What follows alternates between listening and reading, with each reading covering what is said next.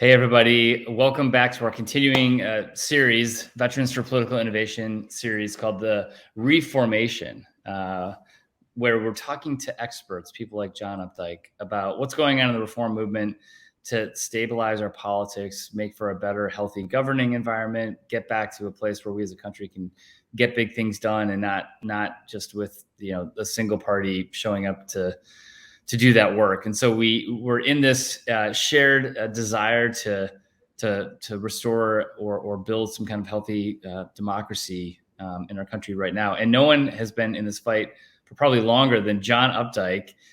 John, you're the founder of Open Primaries, and thanks so much for spending some time with us. Welcome. Yeah, thanks, Todd. Thanks for having me.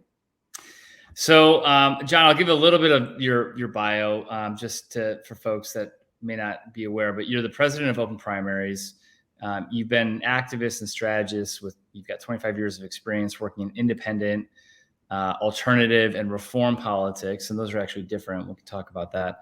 And you're really one of the country's most visible and vocal advocates for primary reform. What got you down this path of being interested in reforming the primaries? I come out of the third party movement.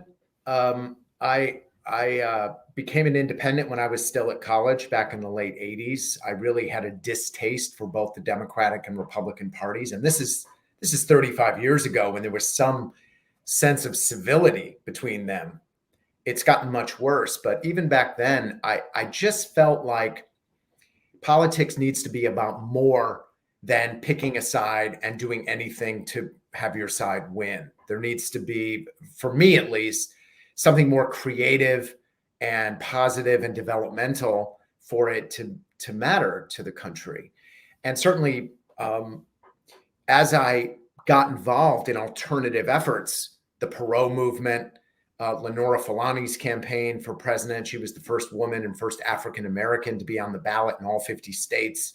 The Independence Party in New York, Ralph Nader's efforts. It became, in that organizing process, it started to be clear that maybe a third party is not quite what's going to inspire the American people. That a lot of independent Americans were saying, I don't like the two parties, but I don't know if a third party is the solution to the parties. And so a lot of what independents were saying was, I'd like to vote in the primaries. I don't want to join a party, but I'd like to have a say in who represents me. And the primary, oftentimes in so many parts of the country, is the only election. Mm-hmm. The general election it's a formality. So I started Open Primaries as a way to create an organizing platform for amplifying these kinds of conversations. I care passionately about the primaries themselves, opening them up, making them nonpartisan, but I care even more about the opportunity to have a conversation with the American people about how do we move forward when we have these two political institutions, the Democrats and Republicans, that control everything. They run everything in American politics. And that's a challenge because it's Catherine Gale has written, who you know well, has written brilliantly about this. The kind of the industry of politics is so controlled by the parties. The question becomes, how do we engage in kind of guerrilla warfare to chip away at that? And I think the primary issue is one way to position people to have that conversation. Mm. So for folks that may not be as astute on this, can you give us a little bit of a primer of what is the state of primaries in this country? I mean, sure. I've seen some things, but you're the expert around just the extent to which districts are gerrymandered and determined in primaries. Help educate us a little bit about. Yeah, and let me go back 100 years to start. Mm-hmm. I promise I won't bore you and your audience. I'm not going to give you a history lesson. All right. Anyone who's listening is sufficiently nerdy and interested. So please. All right. So 100 years ago, the voter had almost no say. The parties and their bosses and their special interests made all the decisions. They decided who the candidates were, and then they had these elections where everything had already been determined, and voters were supposed to just show up, put their rubber stamp on, kind of a Putin-esque type election, right? So primaries were created by a populist movement, a progressive movement, to say the American people need to have a say. We need to, and the parties fought the primaries tooth and nail. They spent decades trying to just eliminate them, saying, no, voters should have no say. We political experts should be in charge, and we're going to shape everything. And we won that fight.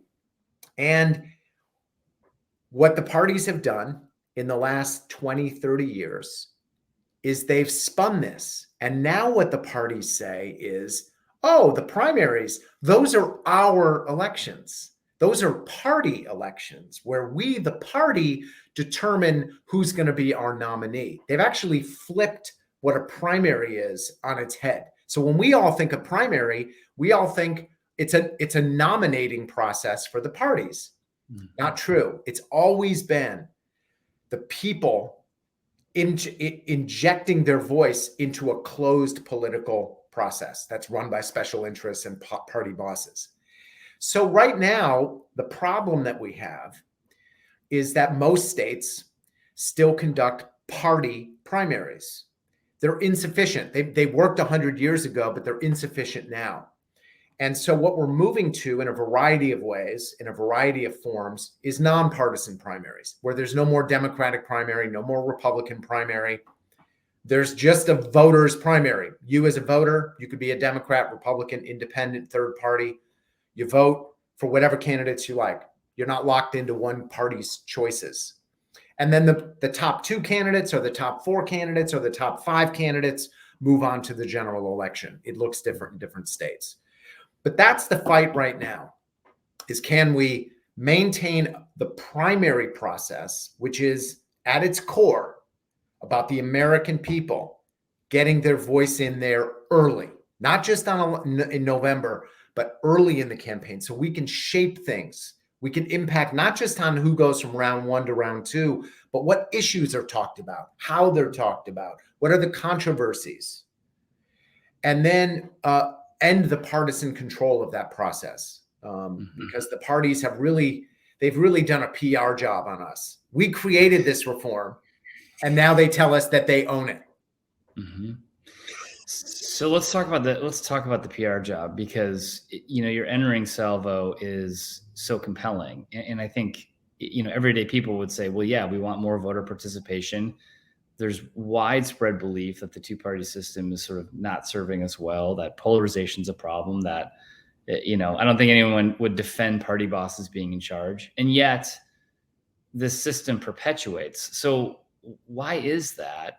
And what are sort of the stories being told by political leadership or others, but the parties or whomever, that kind of keep us in this state of helplessness? I mean, a two-party system is brilliant. It in some ways, a one-party system is extremely brittle. It's very vulnerable to like an Arab Spring type situation where the people just say, we're sick of this. They all take to the streets, they overthrow the big shot, and then they try to patch something together. A two-party system, it's so skilled at saying, yeah, I know you don't like our candidate, but that candidate over there, kills babies, or, like they pit people against each other, and people are constantly in this position of, yeah, I know it's bad, but this one party is slightly less bad than the other one. And it just goes back and forth. And that's been going on for decades. I think it's breaking down though. And I'll tell you why. Mm-hmm. One of the, if you look back 30 years, 40 years, 50 years, the Democrats and Republicans were both very active and viable in 90% of the country. Ronald Reagan could win he won 49 states in 1984. Bill Clinton could get elected as a Democrat in Arkansas. There was a certain kind of parity between the parties that literally doesn't exist anymore. I mean, if you look at red states, it's not like the Democrats run bad candidates in Alabama and Montana, and they don't run candidates. As a voter, Your choice is which Republican is going to represent you. Same thing in New York City and Chicago. There are no Republicans. There has been a kind of a gentleman's agreement between the Democrats and Republicans. You take that part of the country, we'll take this part of the country, and then we'll fight it out, not at the big scale, not about vision, for the country. We're going to fight it out in about 10% of congressional districts and Senate districts. So we give some semblance that there's a healthy debate going on in the country when actually everything has been divvied up. Mm. So we, the people, that's a terrible deal for us, a terrible deal. The lack of competition really, it forces the question of what are we going to do? For a century, we've basically given these private organizations, the Democrats and Republicans, we've given them kind of like a franchise on our politics. We've said, fine, you run it, we'll show up and vote, but you're in charge. And it's breaking down. And it's one reason why independent voters are the fastest growing segment of the electorate. People just hate these parties. They're terrible for America.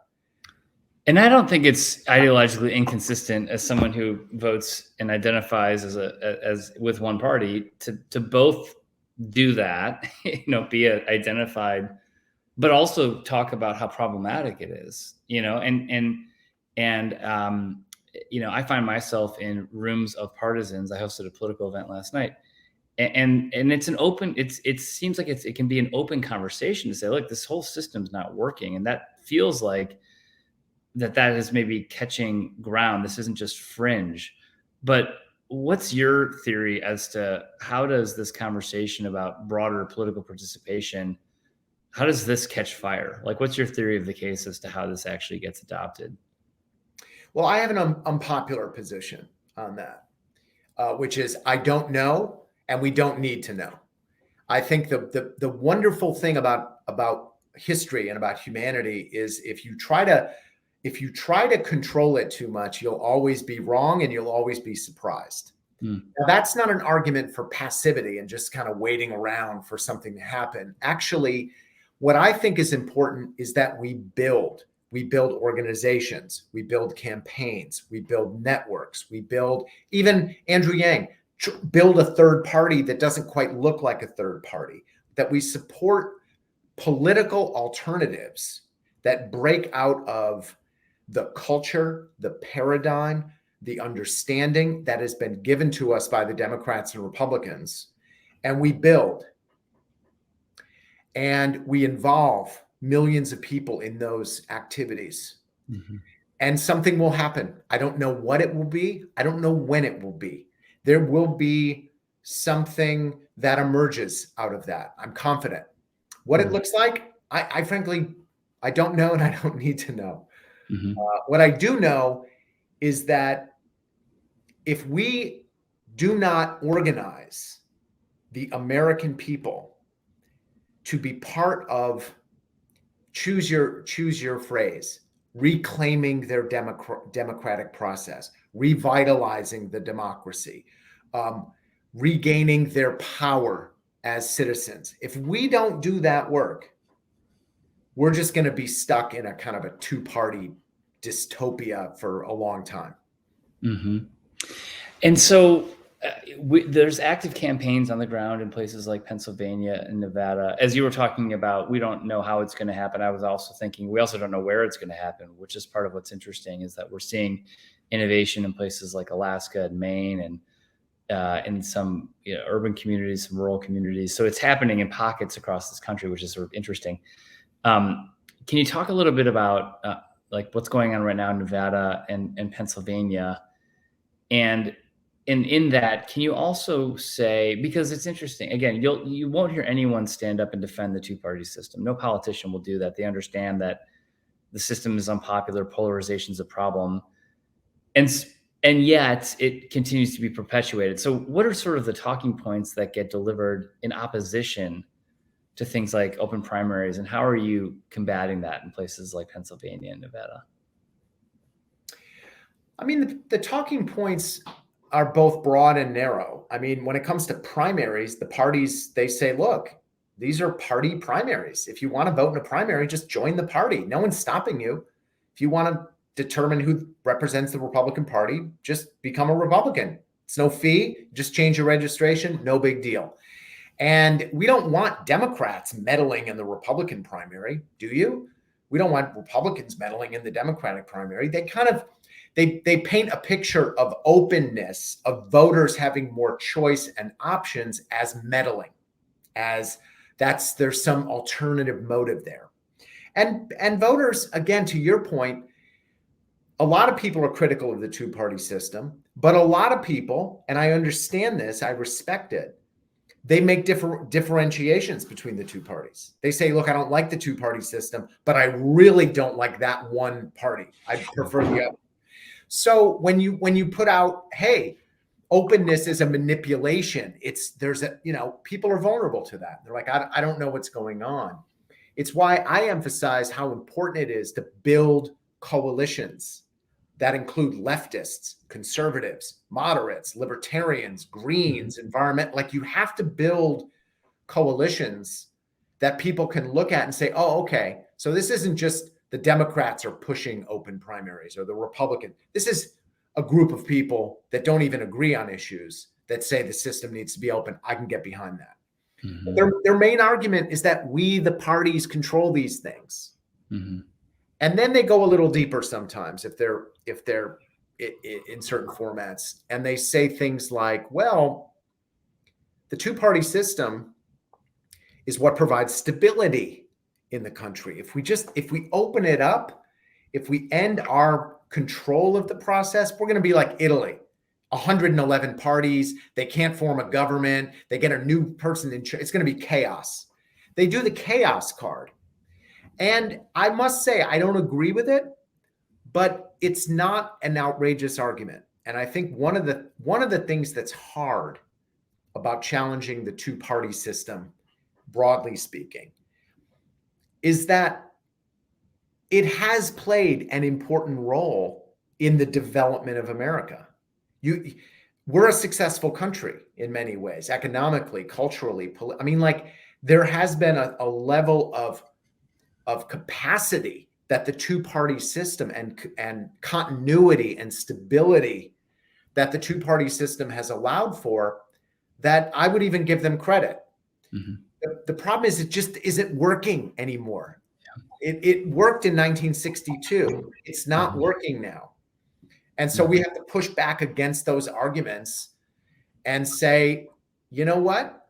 We need some openness. We need a little bit more of the voters driving the train instead of the parties driving the train if we're going to move this country forward. That's my belief. Yeah. And having been in this work for 20 plus years, it's gotten worse, right? In terms of, and you've talked about that, how sort of the trend lines are trending in the wrong direction in terms of the polarization, in terms of members of Congress. We had, and a lot of folks don't understand this, we sort of had a soft four-party system for a number of years in this country, where you had a conservative faction of Democrats, a liberal faction of Republicans, and there was kind of sausage making amidst that ideological diversity that cut across the two parties. Yeah. And that's all kind of gone away. It's sort of this nationalized top-down identity system that, and then to your point, and then places have been surrendered to one party or the other. So that picture has gotten worse. Are you seeing a increase in curiosity or conversation or support for things like open primaries in the last 20 years as well? Or it's night and day. I mean, yeah. When I joke about this, but I'm partially serious. When I founded Open Primaries in 2009, it was kind of like founding a UFO research organization. Like, people looked at you like, you're going to really spend your time doing that? Night and day. Now my phone rings off the hook. People wanting to start efforts, wanting to give money, wanting to learn more, wanting to get connected to other people in their state. They're reading the news about, 85% of members of Congress don't have a general election. Like, these are supposed to be the people that represent us, and it's all primaries and backroom deals. And people are freaked out by that. So there's a huge amount of interest in this. It's also it's an extremely complicated issue because every state does it differently. There's rules and regulations, not just on primaries, but on voter registration. How we register to vote plays a role in determining who can and can't vote in that first round of elections. And so it's a matrix of complicated history and rules and regulations. So translating this organic support into effective campaigns and activities and efforts, it's a real kind of political organizing and engineering job. John, this has been a great conversation. How do folks stay in touch with you? Go to our website. Open primaries.